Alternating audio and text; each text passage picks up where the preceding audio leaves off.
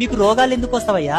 ఒక చెంచాడు ఆవు పాలు తాగినోడు 33 రకాల రోగాలను ఎదిరిస్తాడు. ఒక చెంచాడు ఆవు నెయ్యి తిన్నోడు 300 రకాల రోగాలను కాలు కిందేసి తొక్కి పడతాడు. ఒక గ్లాసెడు మజ్జిగ తాగినోడు 700 రోగాలను తిప్పి కొడతాడు.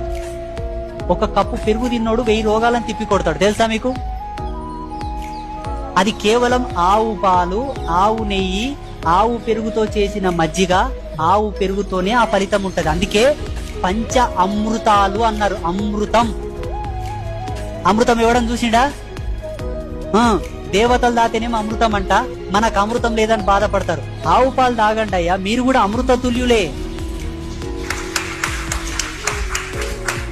ఆడవాళ్ళకందరూ కూడా పీసీఓడి ప్రాబ్లమ్స్ వస్తున్నాయి.